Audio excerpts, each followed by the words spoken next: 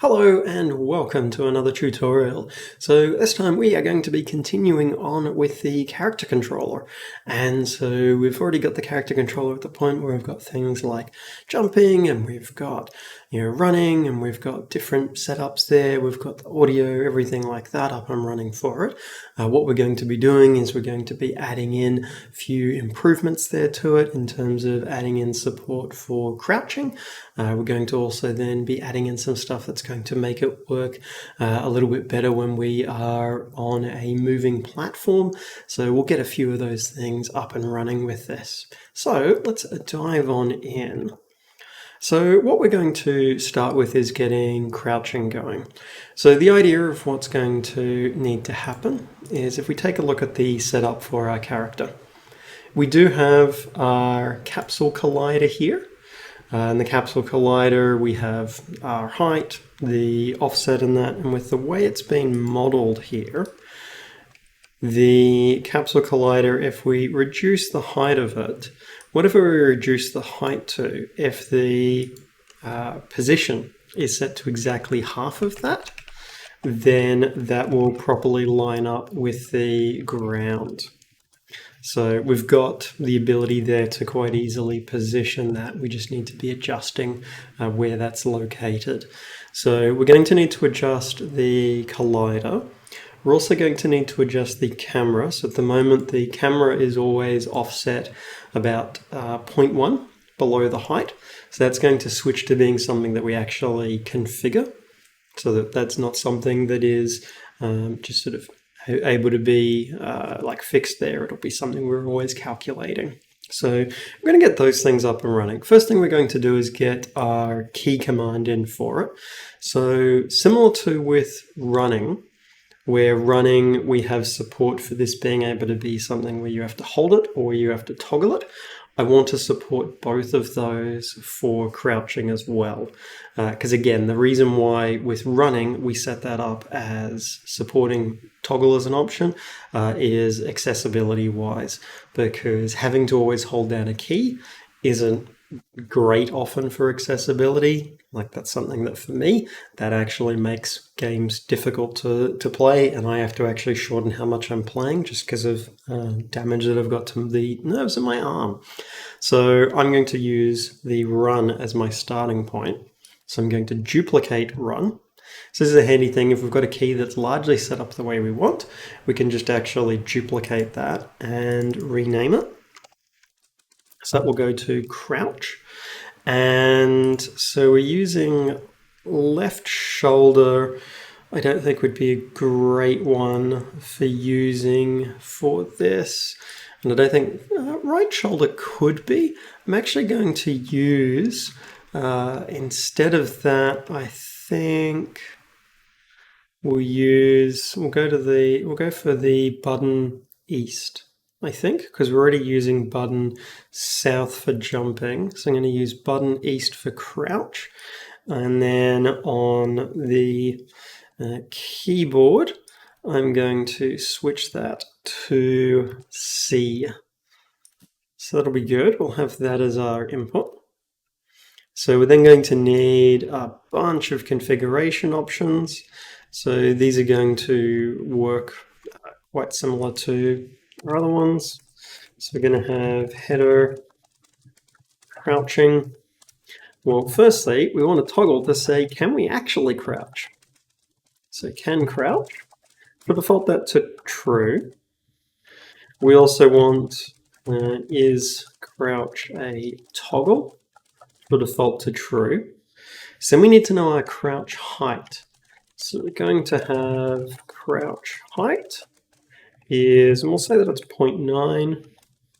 Crouching, we also wanted to lower our speed. So we're going to say crouch speed multiplier.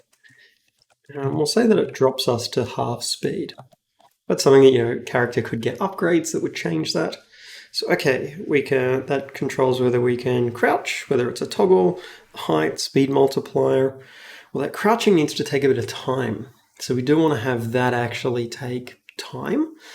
So that's something where what I would do is public float crouch transition time.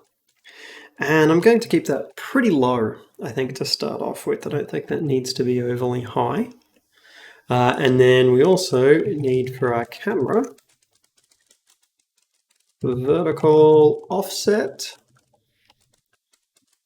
which is -0.1. We'll position it at the same current location. So that's good. Well, okay, I need to be able to be messing with the capsule collider and things like that. So that actually means where I was just grabbing the collider, I am actually going to change that to capsule collider, just so I'm getting the exact specific one. And then what I will also do is configure stuff like the height positions, everything like that. So I'm going to do that here. So linked collider radius is our config radius. Linked collider height is our config height. And linked camera, well, we need to change its position. So it's transform local position. You can say that that is vector3 up multiplied by config.height plus config and our camera's vertical offset. So it's just going to mean that our collider, everything like that, is getting properly configured. We also want to change the collider position. So linked collider, and it's trying to remember what the name of the thing was. I think it's its center position. Yes, it's center position. So link collider center, well, that is going to be similar thing to what we did for the linked camera. So vector3 dot up multiplied by, in this case, config.height times by 0.5. That's just going to mean that we configure the collider and everything like that. So that's now fully just tied to our parameters, which is great. So, okay, that's good so far. We need to be actually getting the input there. So we can use very similar to what we did for our input run, except this will end up becoming a protected bool input crouch. We have our void Uncrouch input value. And so we've got that stored, so that's good. Now there's going to be a bunch of settings, things like if that we're going to end up needing as well. I'm also just going to update all of these for consistency, just so we've got these the same. So, okay. Well, crouching, we want to have a dedicated sort of update thing that's processing, because there's quite a few things we need to check for with the crouching. So in terms of where that's going to go, so crouching is changing the collider. Crouching is also going to move where the camera is. So I'm actually going to do this in late update.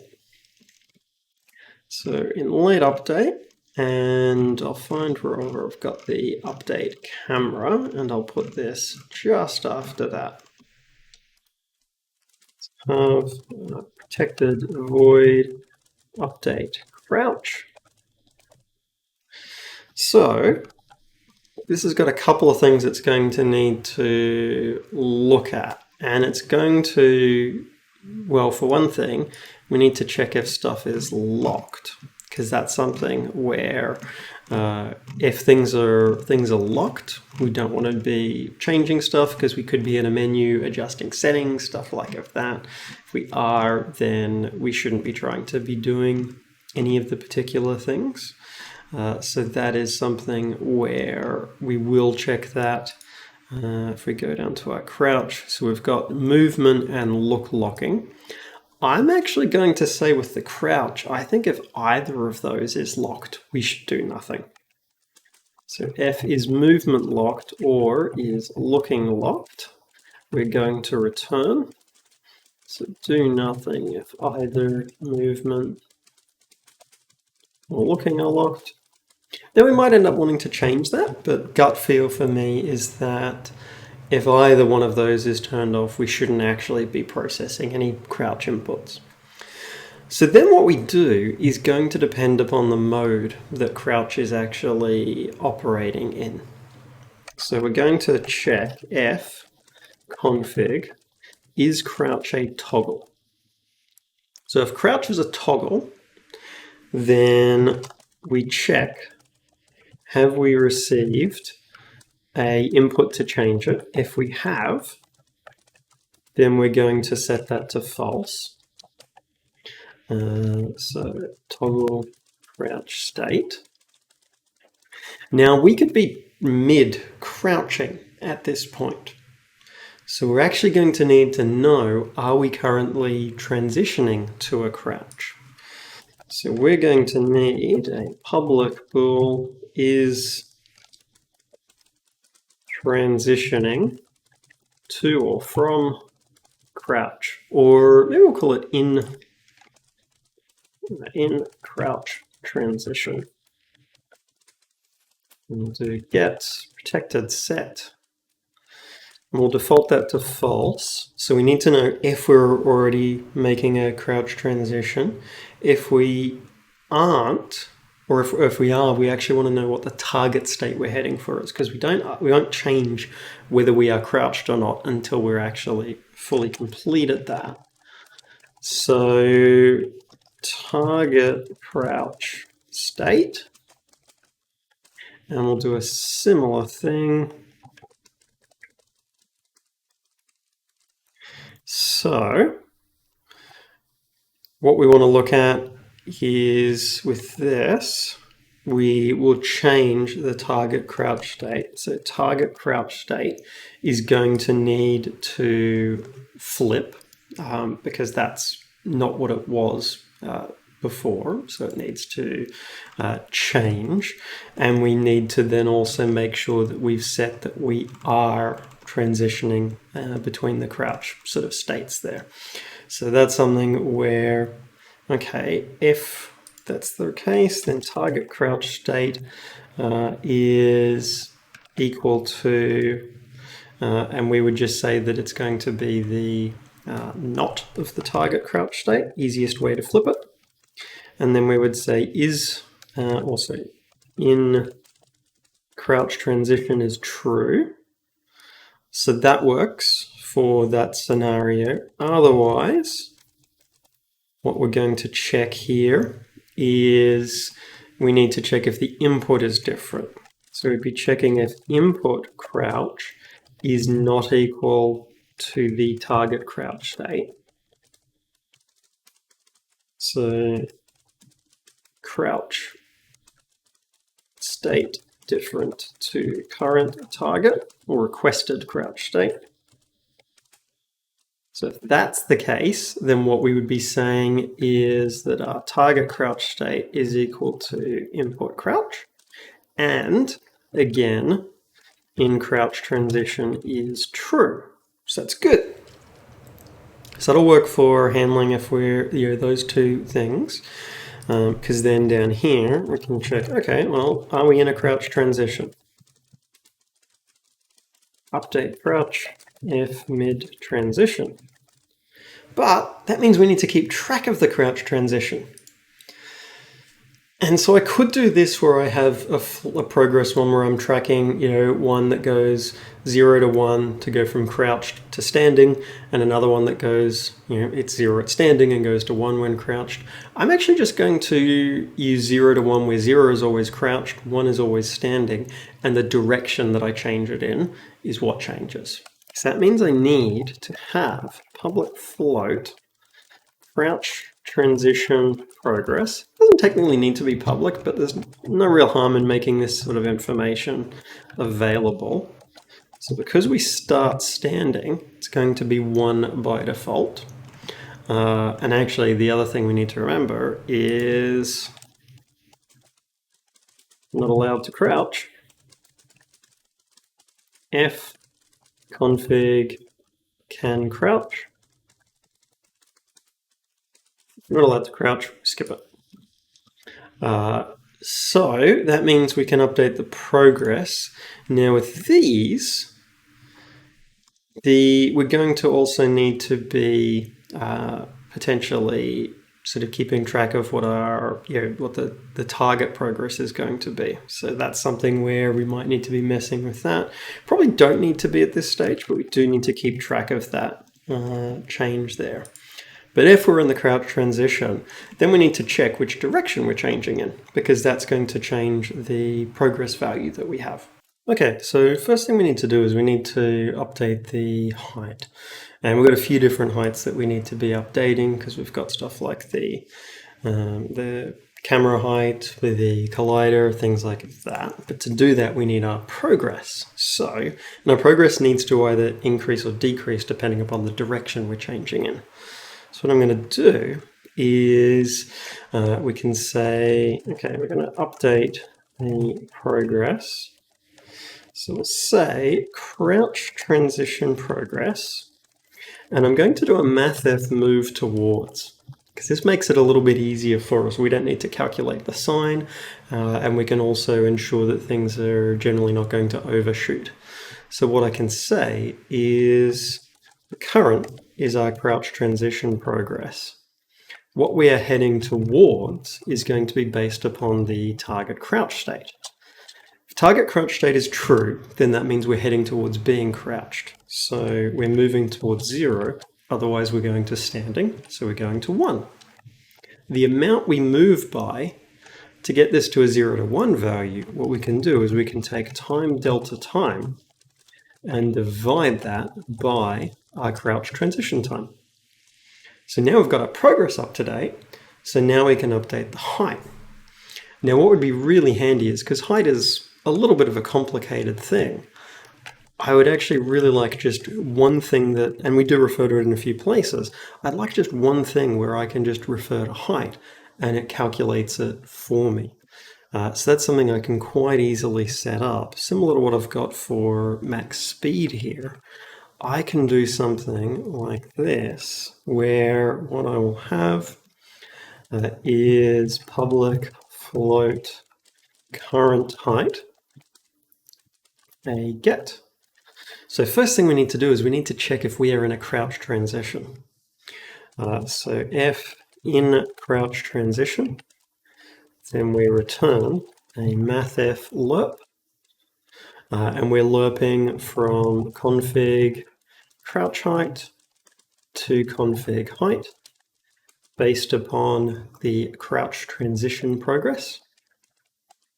So that determines where we are at. So if we're in a crouch transition, that's going to give us the updated height. Otherwise, well, we check, are we crouched, which we don't actually have something for yet. So going to have public bool is crouched, and that will start at false. So if we are crouched, then we use config crouch height. Otherwise, we use config.height. So if we're in a transition, we calculate the correct height there. Otherwise, we just use the correct one depending upon where we're currently at. So what that means is I also then want to find any cases where I'm using .height, which there will be a few ones. So ones like if this can just change to current height.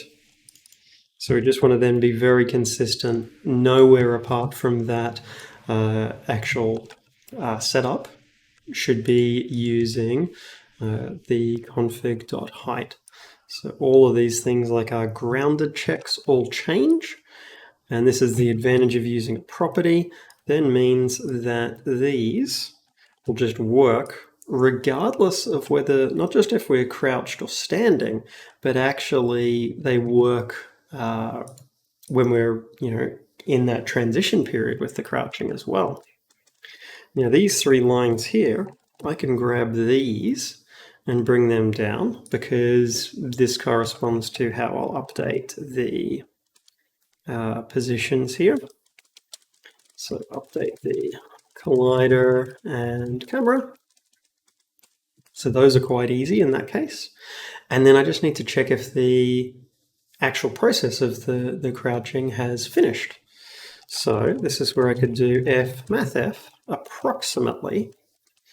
So if crouch transition progress is approximately, and I can grab from these, then what I can say is crouched is equal to target crouch state, and that the in crouch transition is equal to false. So finished changing crouch state. So that's pretty good. We've got most of the stuff there that'll give us, it'll give us a lot of what we're after for this. But one thing that we want to consider, if we're crouched and then we jump, or we're jumping or we're not in the air and then we go to crouch, if that's the case, we actually shouldn't do anything. So I want to have a third case here. So it's not just whether it's a crouch toggle or not. The first thing we actually need to check is if we are jumping or if we are not grounded. And that then becomes an else if. So are we jumping or in the air due to falling? Or any reason really. If that is the case, we do not want to actually be crouched. So we want to check if we are crouched or if the target crouch state is true. So crouched or transitioning to crouch, then in that case, we actually want to force ourselves out of it. So we want to say target crouch state is equal to false, is transitioning, in crouch transition is equal to true. So we want to force ourselves to exit that crouched state. That just ensures that that's going to mean that we properly exit from that. And then the only final thing we should need to do for this to work is in the speed. So if it is grounded, then we need to check, multiply that by, if it's crouched, then we use config crouch speed multiplier, otherwise by 1. So if we're on the ground, then being crouched changes our speed there. So that's good. That looks like that should pretty much do the trick. We should be able to crouch and uncrouch. So what I'm going to do is I'm going to move the game view down here just so that we can see the collider here for the character. So let's run this. And we're currently, the crouch is in the toggle mode. So I press it once, we switch down, I jump, bounces back up. So that looks good. And then if I fall off the edge here, then I'm back to the regular height as well. I can still run when like that, and if I crouch, I can still run, but it's much, much slower. It's down to my walking speed. So the toggle version works. Let's check the non-toggle version, so where we have to actually hold it down, just so we've got confirmation that both of those is working. So that's good. So now I'm pressing and holding the key. Now I'm letting it go, pressing and holding. If I jump, then yep, so it's working. So I'm going to switch that back to being a toggle. So that's good. So we've got crouching support happening. Next thing I want to get going then is handling being on a moving platform, because this is actually something that very easily gets quite hilariously broken without us making a few changes. So what I'm going to do is under our level geometry here, I'm going to create a cube. I'm going to bring over here. What I'm going to do is just vertex snap it to that. Make it a decent size. So I don't want this to be too much off. That's good. So we'll have that one, and we'll have another one. I'm just going to move each of these +1. It's a little bit away, and I'll move this one a little bit away from that one. So moving platform 1, and we'll have moving platform 2. So I'm just going to, probably the easiest way to set these up is if I set up just a little animation on them. So I'm going to create an animator controller, anim controller, moving platform. And I'm going to attach that onto both of these, so they'll both get the exact same set of animations. And then what I'm going to do is just bring up the animation window, and we'll just record a simple little animation for these. So we'll have anim moving platform. And all this is going to do is I start recording, and we will record just our X value at 31, and then I'm going to say at 30, so over to 32. I might make it go over to 35, make it move a little bit of a distance. And then after 60 frames, can go back. So let's play that. So it's pretty fast. So what I'll do is if I drop that to 30, it's better. Maybe to 20. That's decent. All right. So we've got that set up. Recording is turned off. So let's observe. I've got, and I will keep the scene view up there just so we can more easily sort of see. So I'll start this running, and what I'm going to do is I'm going to run and jump on the platform.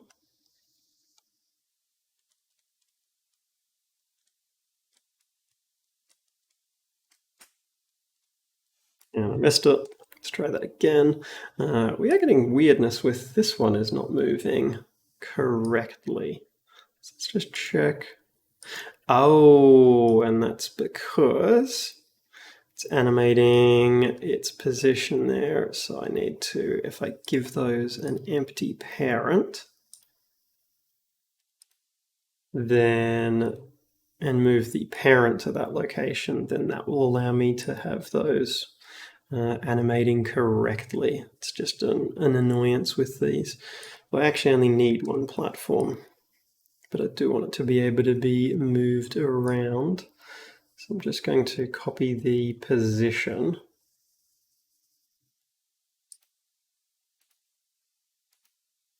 So I'll paste the position there, and we'll just bring that back. So it might mean that the position needs to be updated here, and it does. So that will be 0, 0, 0. That one also will be that.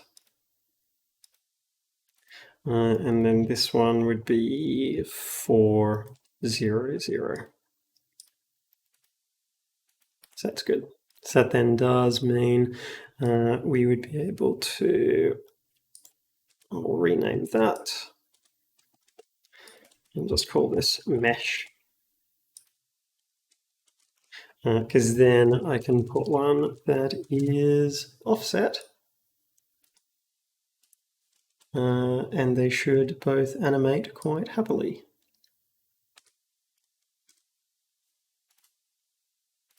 So that's better. Just one of the quirks with the animations. All right, so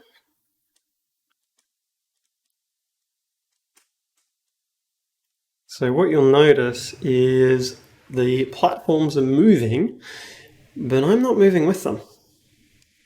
And that means then if I stood over here, then I'd fall. So we need to be able to, for handling stuff like of this, we have to actually have auto-parenting happening. So we're going to have public bool auto-parent, which I will set to false by default. And I'm going to have enum e auto parent mode. Just let's set this up. So public enum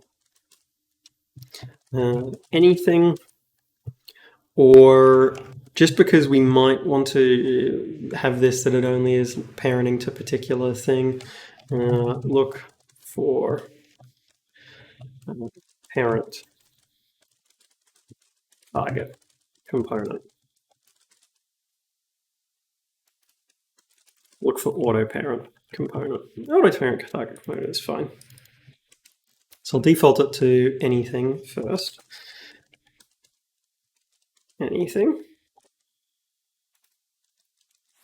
Good. Where is it? We that wrong. There we go. All right, so we've got the logic for the auto-parenting mode there. Now we don't have the code hooked up for it yet, but that is something that I did put a bit of a placeholder in the grounded check. So if I go to my grounded check, we had the logic here for this is where I would do any auto-parenting if we were going to be doing that. So what I want to do is auto-parenting enabled f config auto-parent. Then we need to check the auto-parent mode. So if config.autoparent mode is equal to anything, then in this case it's quite simple. What we need to do is we're going to say, set this up here, a transform new parent. I'm going to set that to null. And what I will do is, so we know we've hit something. So f hit result, and with the hit result, we can actually check the hit result, the transform that's associated with. So we can say if hit result.transform, we're going to have a way of keeping track of our current parent. So we're going to have public transform current parent get protected set. It's going to be null. So if the current transform is not equal to current parent, then new parent is equal to hit result dot transform. So auto parent to anything. Otherwise, we need to actually look for a specific component. So what we would end up doing is we're going to create a little script here that this is going to be auto parent target character loader. It's a bit of a verbose name, but we're only going to be using it in a very limited circumstance. So what we would do is hit result.gameObject. So we need to go, can't go direct to the game object, but we can go transform game object, get component, and we're going to say get component in parent. Because it could be on a parent object, and that's where I've used this before, is when I've had a parent object going and actually having it that it searches up to the parent one. So I anchor, for example, with project where I've got train carriages, there's a lot of different meshes there, and I don't want to be switching the parent all the time. So I just anchor to the carriage, which is sufficient. So new parent, we'll say this candidate. F, what should I call it? Target. So if target is not equal to null, then, because this could have failed to actually give us back anything, so if it's not equal to null, and target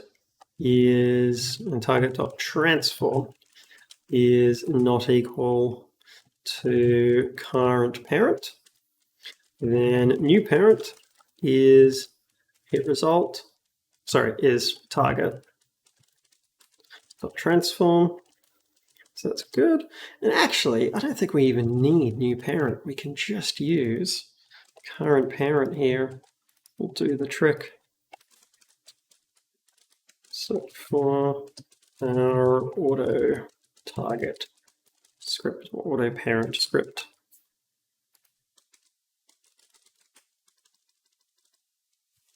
so that way we can just find it, then we can update what that parent is going to be, which what we would then do is, because we've changed the parent, we would go and say, because we change our then object, we do set parent, current parent, and in this case we do want the world position to stay. We do not want to move where we are at in the world.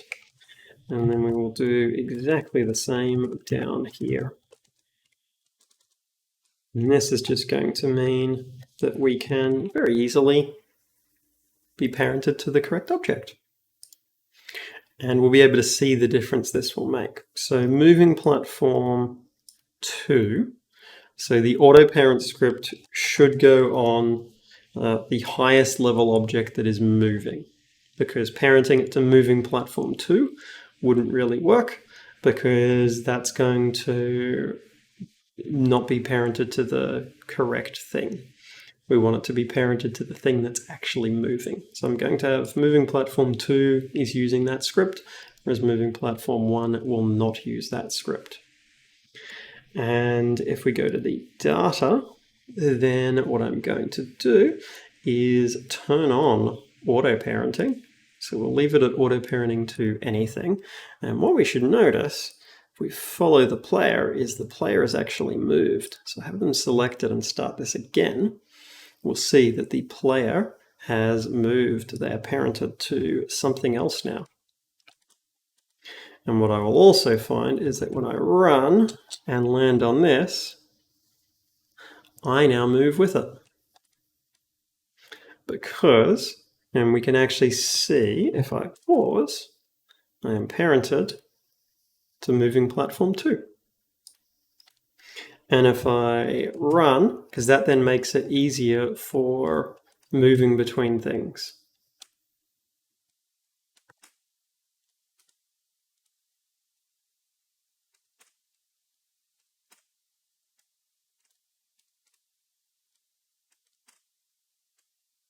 If I jump, make it onto there. So yes, this can make jumping between moving things easier, although my coordination is generally not great.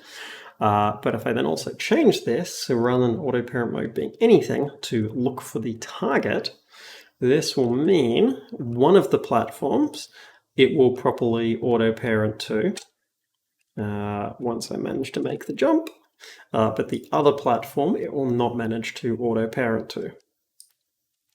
So we'll actually see a difference in behavior there, which is good. That's what we want to see. So this one I'm moving with it. This one I'm still moving with it because I'm still attached to that one. So that's something where it doesn't clear the auto parent target, and I have found that that generally works better. And so I moved fine when I jumped on that second one, but with this one, I'm still back to it moving underneath me. So that's good. We've got auto parenting happening, which really can help out when you're moving on other objects in the world. I'm going to switch it back to anything just because that, and turn it off though, just because it's something where I would only turn it on when you actually definitely need it. Otherwise, you don't want to have it on all the time. Most games you're not going to be dealing with the level of movement where it's an issue, but when you are dealing with ones where you've got a lot of moving platforms that you're moving on, it can make a big difference. It'll allow players to be able to move relative to that platform and to move successfully relative to the platform, which is great. Okay, so we've got crouching added in, we've got the ability to auto-parent to moving platforms in, which is going to really help out if you're working with sort of highly dynamic environments. With those things added in, there is one final thing I want to look at adding in support for, and that is something called Coyote Time. So this is in reference to the now quite old cartoons of the Wile E. Coyote running off the edge of the cliff and having that brief sort of pause there before falling. So that's something where what can be good is to have a little bit of a buffer where people can actually jump. So we don't immediately switch to, oh, okay, now we're falling. So I'm going to actually set public float Coyote Time. And I'm going to make it pretty, initially, I'm going to have it pretty, I think pretty small. I think 1/10 of a second at most. Testing, I might ramp that up quite a bit. But we want to actually just have a little bit of that there. And then what I'm going to have setup wise here is we'll set up a couple of things. And what they will be, I'm also just for consistency going to change these. Just want to make sure everything's consistent. So we're going to need to know public float Coyote Time remaining. Yet set that to 0, because then what we're going to do is we're going to detect that transition from being grounded to not being grounded. So we'll actually hold off a little bit on saying we're fully in the air due to this. So what I'm going to do is F was grounded and we are now no longer grounded, then Coyote Time remaining is config.coyote time. Okay, so we know we've now set that time. So during that little bit of window, we'll need to update this. So other stuff that I can be doing here. So if we have not just gone and activated Coyote Time, then if Coyote Time remaining is greater than 0, we reduce it by the delta time.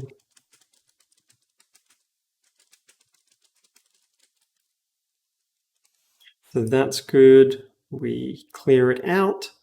The other thing would be if we were grounded, if that's changed, so we've gone from being in the air to now being grounded, then I'm also going to set the Coyote Time remaining to 0. Now, what we need to be able to do is a lot of our is grounded checks need to also be looking at Coyote Time. So to get a sense of how large a problem this might be, we want to just see how often do we mention is grounded. So if I do a search in all files, we have 16 references. So then what I'm going to do is public bool in Coyote Time. We are in Coyote Time if that remaining is greater than 0. And then I will set up a public bool is grounded or in Coyote Time. So that will correspond to is grounded or in Coyote Time. That seems good. I think Coyote Time remaining, I will also, whenever I set jumping to true, that's something where I know I can shut off Coyote Time. Okay, so that now means our is grounded checks, we're going to go through and see which of those need to change to being is grounded or Coyote Time. So this is one where our max speed, so is grounded, or that can change to is grounded or in Coyote Time. There'll be some that we do change, some that we don't. Fixed update, that we do want to be using the true is grounded. Obviously same for the Coyote Time. The collider side of things, the material there, absolutely we want that to be doing that. Time in air, I'm going to say that can use is grounded or in Coyote Time. We're not fully in the air yet. Update is grounded, is fine as is. Movement, we want to allow it to happen as normal. Coyote Time, we're definitely not jumping. Footstep audio seems fine to update at that point still. For the jumping, that one in particular, because part of the reason for Coyote Time is to allow a jump. It allows if people miss a jump to have a little bit of leeway there. So that one's a good one to change. I think the running one is also a fine one to change. Crouching as well. Most ones will probably, most ones did switch to it. So that's good. So I think that should mean Coyote Time works. So what Coyote Time should allow me to do is essentially move off, and I might fall a little bit, but it'll still allow me to do things like jumping and that. So that means I can run to the edge there and then here, and I still fall. But if I get and change Coyote Time to, let's make it something ridiculous. Let's give us 30 seconds of Coyote Time. That should mean during a fall, I can actually jump. And I can. So we can just test that again. It would also allow me to, if we've turned on double jumping, to double jump during that. So I've fallen off. And so same here, I can then still jump. So that's a handy thing. Just allows us to, actually have that be something that gives a little bit of leeway, which can be good, because it can be hard at times identifying the edges there for a jump. So giving a little bit of leeway there can make a big difference for people being able to achieve the jumps. But that's a good round of updates to our character controller. We have crouching, we have auto-parenting for moving platforms, and we have Coyote Time in there, which is great. It gives us a really nicely full-featured controller there that we can be using in our projects. Thanks, folks. I hope you found the video interesting and helpful. If you have, chuck in a like and subscribe. Really helps out. Really appreciated. If you've got any comments, questions, chuck those in, comment below. If you're looking for the code for the project, the code is available up on GitHub. You can freely use this in any of your own projects, commercial, non-commercial, and the link for that you'll find in the description below. If you are looking for other ways to support the channel, then I do have a Patreon, and there is a link to that in the description below as well. But until next time, bye.